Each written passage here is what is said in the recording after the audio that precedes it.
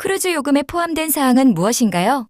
크루즈 요금에는 숙박하는 선실, 그리고 대부분의 식사와 음료가 포함되어 있습니다. 물론 크루즈사마다 약간씩 다르지만 일반적으로 포함된 사항을 말씀드리자면 뷔페 식당에서의 아침, 점심, 저녁 식사, 메인 다이닝룸에서 아침, 점심 그리고 풀코스 저녁 정찬, 피자, 햄버거, 샌드위치 등 각종 스낵과 정수된 식수, 주스, 커피, 아이스티, 레모네이드 같은 음료, 간단한 아침 식사 룸 서비스, 대부분의 공연과 쇼 관람, 헬스클럽 이용, 그 외 각종 승객들을 위한 프로그램 참여 등입니다. 크루즈 요금에 포함이 되어 있지 않은 사항은 어떤 것들이 있나요? 어떤 요금으로 예약하셨는지에 따라 다를 수 있지만 크루즈 요금에는 기본적으로 크루즈 요금과 세금만 포함되어 있고 이 요금을 내시면 일단 배를 타실 수는 있습니다. 그 외 주류나 탄산음료, 카페라떼 같은 스페셜티 커피, 스페셜티 식당 이용료, 스파 시설 이용료 및 스파 서비스 요금, 기항지 옵션 관광, 각종 유료 놀이시설 이용료 등은 요금에 포함되어 있지 않습니다. 선상 팁과 여행자 보험도 요금에 포함되어 있지 않습니다. 병에 든 생수나 선실내 냉장고에 있는 주류와 음료 등 미니바는 수의 선실을 제외하고는 대부분 유료입니다. 일부 최상급 럭셔리 크루즈에는 선상 팁, 주류나 탄산음료, 스페셜티 식당, 기항지 관광 등이 모두 포함되어 있는 경우도 있는데 일반적인 크루즈에는 모두 포함이 되어 있지 않다고 보시면 되겠습니다. 그 외 크루즈 여행에 미리 예산을 해야 할 비용은 어떤 게 있나요? 크루즈 여행은 크루즈 요금을 내시면 일단 배를 타실 수는 있지만 추가로 준비하셔야 하는 비용이 있습니다. 크루즈를 예약하실 때 어느 정도 예산을 하셔야 좋을지 살펴보겠습니다. 선상 팁이 이미 포함되어 있는 럭셔리 크루즈를 제외하면 선상 팁은 거의 모든 크루즈에서 꼭 내셔야 하는 금액인데요. 크루즈사에 따라 그리고 선실 종류에 따라 약간씩 다르지만 보통 1인당 하루 17불에서 25불 정도 내셔야 하겠습니다. 선상 팁은 나이에 관계없이 동일한 금액을 내야 하는 크루즈사도 있고 어린이는 50%만 내는 크루즈사도 있는데 노르웨지안 크루즈 같은 경우에는 만 3세 미만은 안 내도 되는 크루즈사도 있습니다. 여행 비용 중에 상당히 큰 부분을 차지하는 항공료도 크루즈가 출발하는 한국까지 가시기 위해서 드는 필수 경비입니다. 크루즈를 타러 가실 때는 최소한 승선 하루 전에는 꼭 가시라고 권해드리는데요. 이때 호텔 숙박 비용이 발생하게 됩니다. 호텔도 요금이 워낙 다양하므로 적게는 1박에 100불에서 많게는 300불 이상 예산을 하셔야 하겠습니다. 그리고 공항에서 호텔까지, 그리고 호텔에서 항구 하선 후에는 항구에서 공항까지 가시는 교통비도 예산에 추가하셔야 하겠습니다. 옵션 관광은 보통 기항지에 따라 적게는 20가지가량, 많게는 30가지가 넘게 다양한 옵션 관광이 있는데요. 가격도 그만큼 다양합니다. 캐리비안처럼 비교적 옵션 관광이 아주 비싸지 않은 지역도 있지만 알라스카나 유럽처럼 옵션 관광 요금이 상대적으로 비싼 지역도 있는데요. 한 기항지에 1인당 대략 $100 정도 예산을 하시는 게 좋습니다. 기항지에 따라서 100불 이상의 옵션 관광을 해야 하는 곳도 있지만 어떤 기항지는 큰 비용 없이 개인적으로 관광을 하실 수 있는 곳도 있으므로 대략적으로 말씀드리면 크루즈 예약을 하실 때 들리는 기항지수 곱하기 100불 정도로 예산을 하시면 좋겠습니다. 5군데 기항지를 들린다면 1인당 $500 정도는 예산을 하시면 좋습니다. 요즘은 인터넷 없이 생활하시면 상당히 불편하게 되므로 크루즈에서 인터넷을 구입하시는 경우가 많은데요. 대략 한 개 기기당 1박에 15불에서 30불 정도 예산을 하시면 되겠습니다. 이 요금은 크루즈사나 지역에 따라 달라지고 인터넷 속도에 따라서 달라지는데 전체 일정을 다 구입하셔야 하는 경우가 대부분입니다. 요즘은 주류 패키지와 인터넷, 그리고 선상 팁까지 다 포함된 요금이 있는 크루즈사가 많은데 선상 팁은 어차피 내셔야 하는 필수 비용이고 인터넷이 꼭 필요한 승객이 술도 적당히 즐기신다면 모두 포함된 이런 요금이 오히려 더 절약하실 수 있으니 본인의 성향에 맞게 요금을 선택하시는 게 좋습니다. 주류 및 음료 패키지가 포함된 요금으로 예약하시거나 주류 패키지를 따로 구입하시는 경우가 아니라면 주류나 음료 구입에 따로 추가 비용이 들어가는데요. 거의 모든 크루즈에는 주류 구입의 20% 정도의 서비스 차지를 자동으로 추가하므로 대략 맥주 한 병 또는 한 잔에 10불에서 12불, 와인이나 칵테일은 12불에서 20불 정도 됩니다. 탄산음료나 스페셜티 커피도 포함이 안 되어 있는 경우가 많으므로 탄산음료는 3불 정도, 카페라떼 같은 스페셜티 커피는 5불에서 7불 정도 예상하시면 되겠습니다. 와인은 잔으로도 판매하지만 병으로도 판매를 하는데 대략 최저 가격 와인 한 병이 40불 이상이라고 예상하시면 되겠습니다. 크루즈 요금에는 대부분 식사와 음료가 포함되어 있지만 크루즈선 안에는 추가 요금을 더 내고 이용하시는 스페셜티 식당이 있습니다.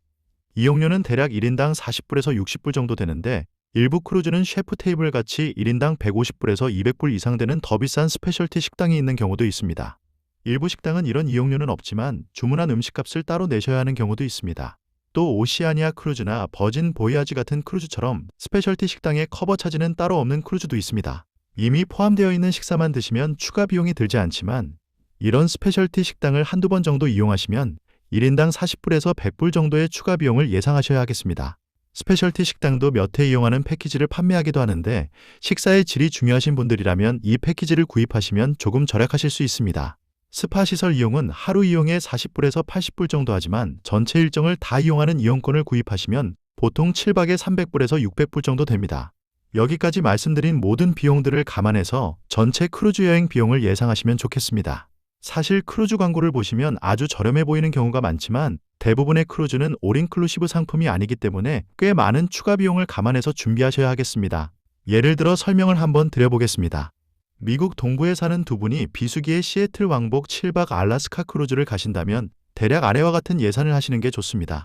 2인 알래스카 크루즈는 발코니 선실 2,000불에서 3,000불, 왕복 항공료 대략 1인당 500불씩 2인 1,000불, 기항지 관광 1인당 500불씩 2인 1,000불, 호텔 및 교통비 400불, 선상팁 1인당 140불씩 2인 280불, 주류 및 음료 구입 200불, 스페셜티 식당 2인 1회 이용에 100불.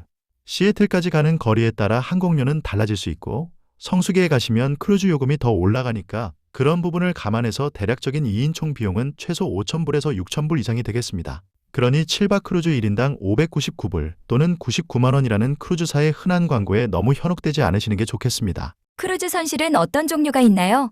크루즈 선실은 크게 인사이드, 오션뷰, 발코니, 스윗으로 나뉘어지는데 여기서 좀 더 세분화하자면 창문이 전혀 없는 일반 인사이드 선실과 내측이 보이는 창문이 있는 인사이드, 뷰가 가리는 압스트럭티드 오션뷰와 일반 오션뷰, 뷰가 가리는 압스트럭티드 발코니와 바다가 보이는 오션뷰 발코니 선실, 일부 크루즈선에 있는 바다가 보이지 않는 내측 발코니 선실, 그리고 주니어 스윗과 크기나 위치에 따라 상당히 많은 등급으로 나뉘어지는 스윗 선실들이 있습니다. 최근에 나온 배들은 1인용 선실도 있는데 이 1인용 선실도 인사이드, 오션뷰, 발코니 선실이 있습니다.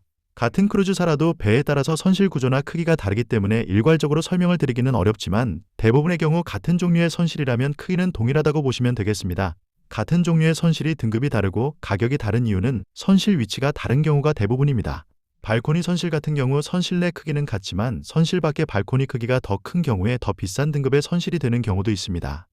보통 라지 발코니라 불리는 선실들인데요. 이때 라지 발코니 선실은 발코니 자체만 크고 실제 선실 내부는 일반 발코니 선실과 크기가 동일한 경우가 대부분입니다. 여기서 한 가지 참고하실 점은 선실 등급이 높다고 항상 선실 위치가 더 좋은 것도 아니고 등급이 높다고 항상 가격이 더 비싼 건 아닙니다. 예약하실 때 가격 대비 가장 좋은 선실 위치를 찾는 건 경험 많은 에이전트를 통해서 도움을 받으실 수 있지만 예약이 늦어 선실이 많이 남아있지 않은 경우에는 선택의 여지가 별로 없는 경우도 많습니다. 따라서 일찍 예약하시는 분들은 같은 요금의 좋은 선실을 선택하실 수 있는 기회가 더 많습니다. 크루즈 선실은 어떻게 선택하는 게 좋은가요? 크루즈 선실은 같은 크루즈사라도 크루즈선의 종류에 따라 달라지기 때문에 배마다 조금씩 다른 부분은 있지만 보편적인 요령을 말씀드리자면 배 앞뒤로도 가운데 위아래로도 가운데로 갈수록 좀 더 좋은 위치의 선실이라고 보시면 되겠습니다. 물론 이렇게 가운데로 갈수록 같은 종류의 선실이라도 등급이 올라가고 가격이 올라갑니다. 그러니 가성비가 좋은 선실을 선택하는 방법은 꼭 배 한가운데가 아니더라도 너무 앞쪽이나 뒤쪽이 아니라면 적당한 위치로 가격이 좋은 등급으로 선택하시면 되겠습니다. 선실 층수는 사실 개인적인 선호도가 많이 작용하는데 앞서 말씀드린 것처럼 위아래로도 가운데 정도가 좋기 때문에 전체 배 크기를 보시고 가장 높은 선실보다는 2, 3층 아래로 선택하시는 게 더 좋다고 생각합니다. 처음 크루즈를 가시고 배멀미가 걱정이 되시는 분들은 흔들림이 가장 적은 위치의 선실을 원하시는 경우가 많은데 거의 모든 크루즈선들의 카지노는 배 안에서 가장 흔들림이 적은 위치에 있습니다. 따라서 그 배의 카지노 위치를 보시고 흔들림이 비교적 적은 위치의 선실을 가늠하시면 좋겠습니다.